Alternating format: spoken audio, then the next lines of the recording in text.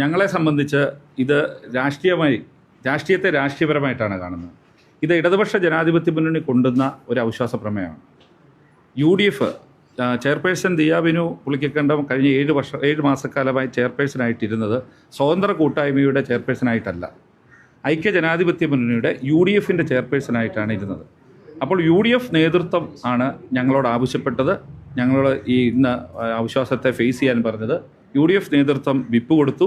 അത് കോൺഗ്രസിൻ്റെ 2 കൗൺസിലർമാരും ജോസഫ് ഗ്രൂപ്പിൻ്റെ 3 കൗൺസിലർമാരും KDPയുടെ ഒരു കൗൺസിലറും ഞങ്ങൾ 3 സ്വതന്ത്ര കൗൺസിലർമാരും പൂർണ്ണമായി അംഗീകരിച്ചു. അപ്പോൾ ഇത് ഇടതുപക്ഷ ജനാധിപത്യത്തിന് കൊണ്ടുവന്ന അവിശ്വാസത്തെ UDF നേരിട്ടു. കോൺഗ്രസിൻ്റെ വിമതരാണ് ഇതിന് അവിശ്വാസത്തെ അനുകൂലിച്ചു വോട്ട് ചെയ്തത്. അല്ല, അതിൻ്റെ അകത്ത് ഒന്ന് പറഞ്ഞോട്ടെ ആ ചോദ്യത്തിൽ തന്നെ ഉത്തരവുണ്ടല്ലോ. കാരണം കോൺഗ്രസിൻ്റെ വിപ്പ് കൊടുത്ത് അംഗീകരിക്കുന്നവരാണോ അംഗീകരിക്കാത്തവരാണോ വിമതർ? ആ ചോദ്യത്തിൽ തന്നെ ഉത്തരവല്ലേ. മണ്ഡലം ഒരു ഞാൻ ചോദിക്കട്ടെ, ഏതൊരു പ്രസ്ഥാനത്തിലും ഞാൻ രാഷ്ട്രീയ പ്രവർത്തനം ഒത്തിരി കഴിഞ്ഞ 25 വർഷമായി കൗൺസിലറാണ്. ഒരു രാഷ്ട്രീയ പ്രസ്ഥാനത്തിൻ്റെ വിപ്പ് കൊടുക്കുന്നത് ആരാണ്? അല്ലെങ്കിൽ ഒരു രാഷ്ട്രീയ പ്രസ്ഥാനത്തിൻ്റെ നയങ്ങൾ പ്രഖ്യാപിക്കേണ്ടത് ആരാണ്? അതിൻ്റെ നേതൃത്വമാണ്. ആ നേതൃത്വം വിപ്പ് കൊടുത്തു. അപ്പോൾ ആ വിപ്പ് കൊടുക്കുമ്പോൾ മറ്റ് പ്രശ്നങ്ങളോ അല്ലെങ്കിൽ തർക്കങ്ങളോ നിങ്ങൾ മുമ്പ് സൂചിപ്പിച്ച വിഷയങ്ങളൊക്കെ അവിടെ നിൽക്കട്ടെ. ഒരു പാർട്ടി അത് വിപ്പ് കൊടുക്കുമ്പോൾ ചിഹ്നം കൊടുത്ത ആളാണ് വിപ്പ് കൊടുക്കുന്നത്. ചിഹ്നം കൊടുത്തുകൊണ്ടല്ലേ കോൺഗ്രസിൻ്റെ കൗൺസിലർമാരോ അല്ലെങ്കിൽ ജോസഫ് ഗ്രൂപ്പ് എല്ലാ കൗൺസിലർമാരും ആകുന്നത്. അപ്പോൾ ജോസഫ് ഗ്രൂപ്പിൻ്റെയൊക്കെ ഏറ്റവും ഉന്നതനായ നേതാവ് PJ ജോസഫ് സാറാണ് വിപ്പ് കൊടുത്തിരിക്കുന്നത്. കോൺഗ്രസിന് അതിന് അധികാരപ്പെട്ട ആൾ നാട്ടക സുരേഷാണ്, DCC പ്രസിഡന്റാണ്. അദ്ദേഹം ഇന്നലെ നിങ്ങളോട് മാധ്യമങ്ങളോട് തന്നെ പറഞ്ഞല്ലോ വിപ്പ് കൊടുത്തെന്ന്. അപ്പോൾ താഴേക്കടയിൽ അഭിപ്രായ വ്യത്യാസങ്ങൾ ഉണ്ടാകാം, എല്ലായിടത്തും ഉണ്ടാകാം.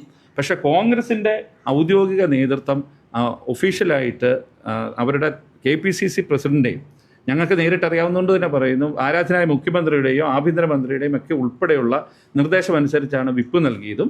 അതിന് വിരുദ്ധമായിട്ട് പ്രവർത്തിക്കുന്നവരാണ് വിമതർ. അല്ല, അത് അവർ സംഘടനാപരമായ കാര്യമാണ്, സ്വീകരിക്കുമെന്ന് തന്നെയാണ് എൻ്റെ പ്രതീക്ഷ. അല്ലെങ്കിൽ DCC പ്രസിഡന്റിനെ പോലെ വളരെ ഉത്തരവാദിത്തപ്പെട്ട ഒരു MLA കൂടിയാണ് അദ്ദേഹം പരസ്യമായി മീഡിയയോട് പറഞ്ഞ കാര്യമാണ് കോൺഗ്രസിൻ്റെ കെട്ടുറപ്പിനെയും അതിൻ്റെ സംഘടനാപരമായ രീതികളെക്കുറിച്ചൊക്കെ. അപ്പോൾ തീർച്ചയായും നടപടികളിലേക്ക് പോകുമെന്ന് തന്നെയാണ് നമ്മൾ കരുതുന്നത്.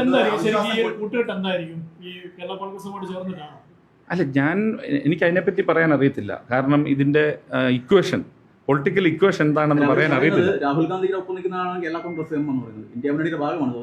ആയിരിക്കും. ചിലപ്പോൾ അങ്ങനെയാണെങ്കിൽ ഇനി വരും കാലങ്ങളിലൊന്നും പാലായിൽ തെരഞ്ഞെടുപ്പ് പോലും കാണത്തില്ലായിരിക്കാം.